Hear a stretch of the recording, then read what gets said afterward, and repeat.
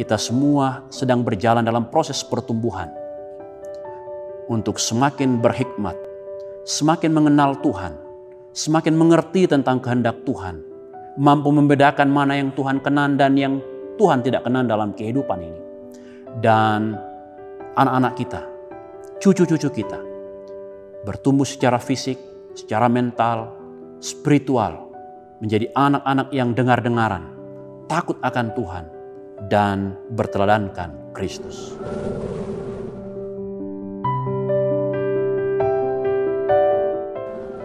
Shalom. Selamat berjumpa lagi dalam acara Biak Berbagi Inspirasi Alkitab, edisi Minggu 26 Desember 2021. Masih dalam suasana perayaan dan sukacita Natal, kita akan merenungkan keseluruhan pembacaan firman Tuhan di minggu ini dalam satu sorotan tema, makin bertambah besar hikmatnya dan besarnya. Sakirangan-ranganna, kamanaranganna, sia kakapuanna. Nah, saudara-saudara yang dikasihi Tuhan,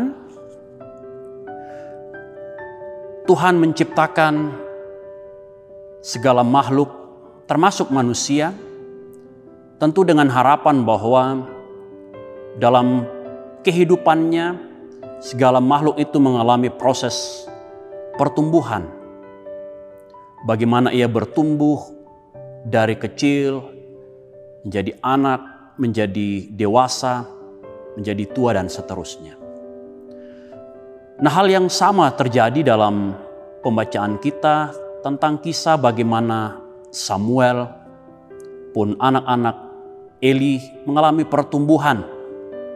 Juga bagaimana Yesus dalam kehidupannya sebagai manusia diceritakan dalam pembacaan kita minggu ini juga mengalami pertumbuhan. Nah, pertanyaan penting bagi kita saudara-saudara, pertumbuhan seperti apakah yang sesungguhnya Allah harapkan terjadi dalam kehidupan kita secara khusus sebagai manusia?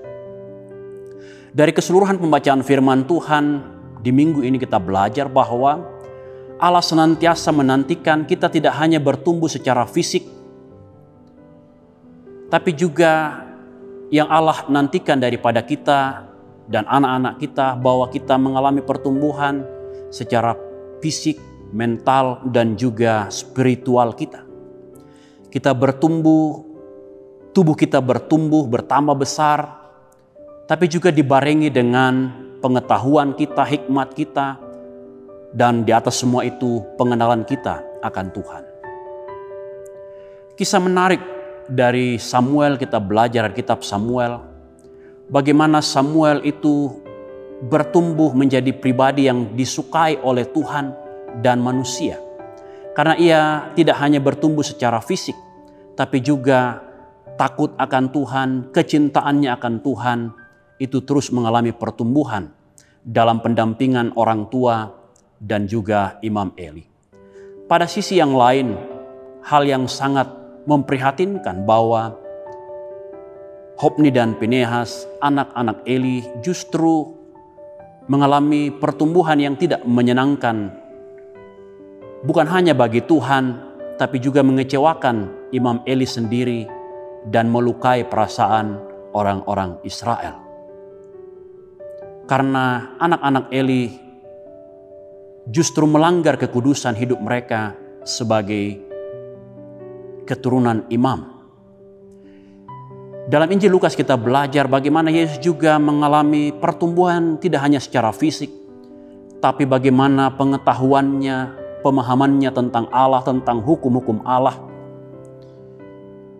menjadi diskusi yang menarik dengan pemimpin-pemimpin agama pada masa itu. Dan dikatakan dalam Injil Lukas, Yesus bertumbuh bukan hanya secara fisik, tapi hikmatnya juga bertambah-tambah, pengetahuannya tentang Taurat, terlebih tentang Allah, menjadi sesuatu yang luar biasa dalam pandangan pemimpin-pemimpin agama Yahudi pada masa itu. Nah, saudara-saudara yang dikasihi Tuhan, Allah mengharapkan kita sebagai umatnya mengalami pertumbuhan sama seperti pertumbuhan yang dialami oleh Samuel, atau pertumbuhan yang dialami oleh Yesus Kristus. Bahwa kita dan anak-anak kita tidak hanya bertumbuh secara fisik, tapi hikmat kita, pengetahuan kita, pengenalan kita akan Tuhan juga bertambah-tambah. Karena hakikatnya Allah mau kita menjadi manusia yang baru.